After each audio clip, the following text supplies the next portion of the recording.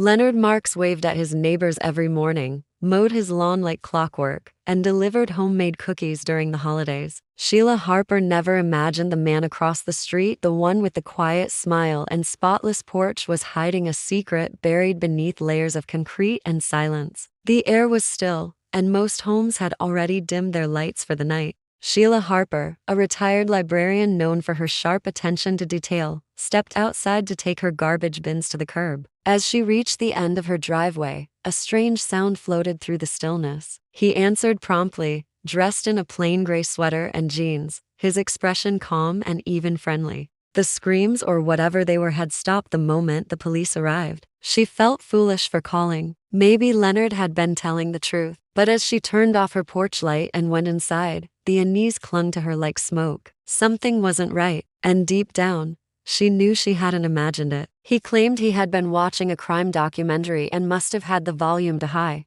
and a cup of lukewarm tea beside the armchair. Two separate witnesses days apart, both hearing distressing but muffled cries from the same residence. That kind of coincidence didn't sit right with her. The kind of calm that doesn't come from innocence, but from practice. She requested access to the neighborhood as street surveillance and arranged for an audio recording device to be placed discreetly near Leonard's property. Disguised within a nearby electrical box, it would activate at any sound over a certain decibel level. After midnight, the neighborhood continued its normal pace, unaware that something sinister might be hiding behind one of its picket fences. For 2 nights, the recorder picked up only ambient noise, wind, crickets, the occasional passing car. But on the 3rd night, at exactly to 12 a.m., the silence broke. There was no smell, no marks, no indication that anything violent had taken place. The officers made a brief note of the complaint, then left. It was a cry for help, short,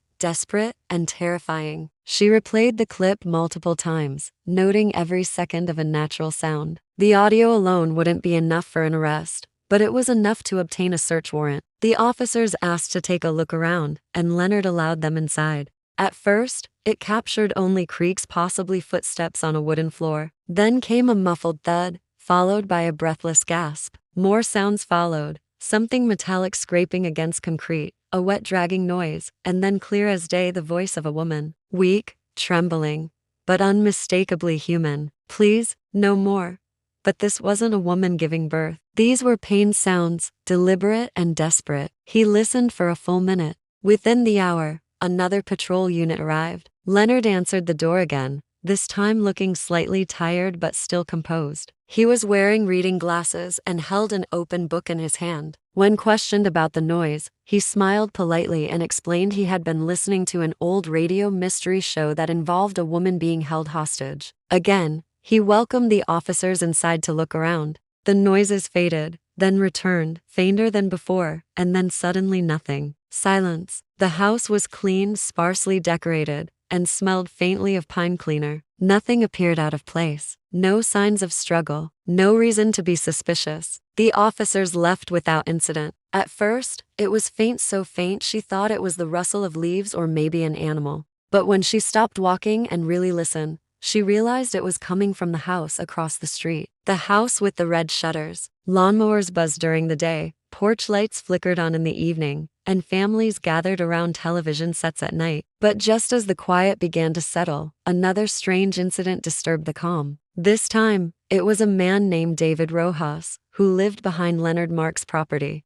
Around 1:30 a.m., he stepped out for a cigarette and paused when he heard something over the wooden fence that divided their backyards. It was faint, but it didn't sound like anything mechanical or routine. There were quick, sharp gasps like someone trying to breathe between sobs. The one owned by Leonard Marks. But the night she heard muffled screams drifting from his basement window, everything changed. Not loud, muted, like someone was trying to scream through thick fabric. Sheila stood frozen, holding the edge of her trash bin, squinting across the road. The house was dark except for a faint orange glow in an upstairs window. The sound came again, just a whimper now, but unmistakably human. What began as a whisper in the dark would unravel one of the most horrifying true crime cases the suburbs had ever seen. Leonard Marks was known in the neighborhood as polite and quiet. He lived alone, worked from home, and often waved when passing neighbors during his evening walks. Still, She couldn't ignore what she heard. After a few minutes of pacing, she picked up her phone and called the non-emergency police line, describing the noise in a nervous tone. The operator assured her a patrol car would drive by and check on it.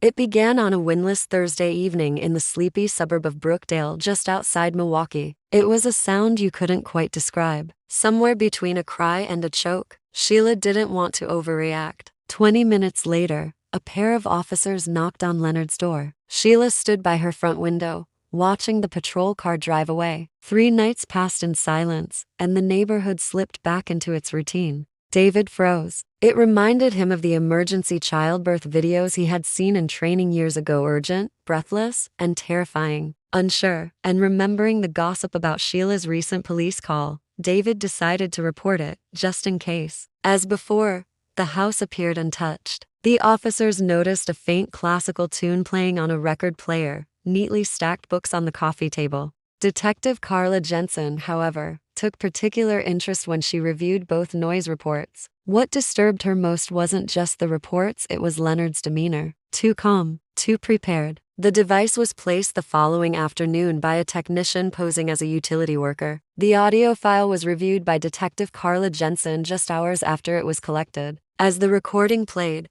the room fell completely still. The words barely rose above a whisper, but they were enough to convince Carla they weren't dealing with a misunderstanding. It was a cry for help, short, desperate, and terrifying. She replayed the clip multiple times, noting every second of a natural sound. The audio alone wouldn't be enough for an arrest, but it was enough to obtain a search warrant. That same day, a team of officers was dispatched to Leonard Marks' home. The warrant gave them full access to the property. Leonard answered the door again, this time wearing paint-stained clothes, saying he had been working in his garage. His calmness was familiar now, but behind his eyes, something flickered hesitation. The team began with the main floor, checking for signs of distress or evidence of foul play. The kitchen, living room, and hallways were spotless, as if they had been recently scrubbed. The second floor was equally clean, with neatly made beds and arranged bookshelves. But when they reached the basement door, something changed. Each entry followed a similar pattern: a date, a short description, details of what he did, how long it took for them to break, and when he let them go. Behind it was a narrow tunnel that led to a sealed trapdoor, its hinges dusty, but the lock recently oiled. Once opened, it revealed a shallow crawl space just big enough to fit a body. Inside, wrapped in plastic, were 3 sets of skeletal remains. Beside one of the remains was a tattered purse containing a driver's license that had belonged to a woman reported missing in 2017 from Chicago. Surveillance cameras were suddenly mounted to homes that never needed them before. At trial, the court was shown chilling excerpts from Leonard's journals. Sheila Harper, the neighbor who had first called the police, was present at the unveiling. She didn't speak to the cameras. She didn't want recognition. She only stood quietly beside the flowers, remembering the night she heard a scream no one else wanted to hear and chose not to ignore it. One entry simply read, "Third night she doesn't scream anymore. It's always worse when they go quiet." Leonard never took the stand, never explained himself, and never asked for mercy. He was found guilty on all counts and sentenced to 6 consecutive life sentences without the possibility of parole. No one could understand how Leonard had hidden such darkness behind such a convincing mask for so long. He had no prior convictions, no reports of violence. He had passed background checks, volunteered for the local food bank, and even donated to missing persons charities, possibly those searching for the very women he'd taken. But there was no indication any of these victims had actually been released. These weren't spontaneous acts, they were calculated, methodical, and spread out over years. Each victim had been selected, held, tortured, and silenced. The journals indicated there were more, at least 6 others unaccounted for. What terrified the investigators most wasn't just what they found. It was the realization that if not for one neighbor hearing a muffled scream, Leonard Marks might have never been caught at all. The walls were completely covered in industrial-grade soundproofing foam tacked down tightly, layered in rows. Even the ceiling and door were padded. It was a room built to trap sound inside. In the center of the room was a mattress with no sheets, heavily stained and pressed directly against the concrete floor. When presented with the evidence, bones, journals, the recording, he didn't flinch. Not even once. Forensic teams spent the next several weeks scouring his home, the yard, and nearby wooded areas. They found 2 more burial sites, both shallow graves containing female remains, bringing the confirmed victim count to 5. All were women in their 20s and 30s, reported missing between 2015 and 2022 from cities in Wisconsin, Illinois, and Minnesota. Chains were bolted into the nearby wall, their ends worn and rusted, suggesting frequent use, and showed no emotion as officers placed him in handcuffs and led him away. The neighborhood, once a picture of suburban peace, erupted into stunned disbelief. Families stood on their lawns watching silently as the man they'd known for years, who mowed his lawn twice a week and brought banana bread to block parties, was taken away as a suspected serial predator.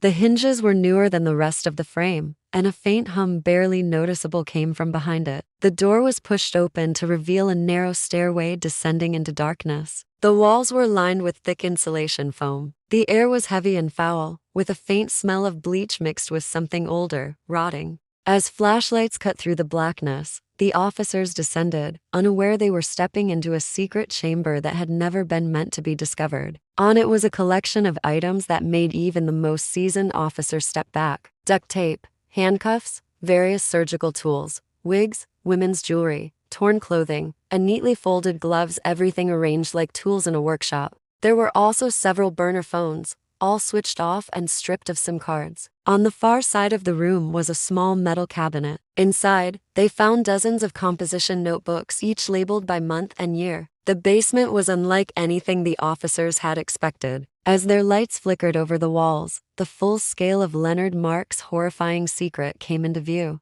Along one wall sat a long wooden table. Detective Carla Jensen opened one of the books and quickly realized these weren't just journals, they were logs. Cold, emotionless records of people Leonard had taken. A more thorough sweep revealed a false wall panel at the back of the basement. With every piece of evidence uncovered, the scope of Leonard's crimes became clearer. Leonard Marks was arrested without incident later that evening. He didn't ask why, didn't protest. In custody, Leonard remained eerily calm. He refused to speak during questioning, staring blankly at the wall, his hands folded neatly in front of him. The community struggled to process the revelation. News crews flooded the area. Parents began walking their children to school. Prosecutors built a rock-solid case based on forensic evidence, DNA matches, journal entries, and the audio recording that started it all. Leonard's home was eventually demolished, and the land converted into a small memorial garden with 5 granite stones, one for each confirmed victim.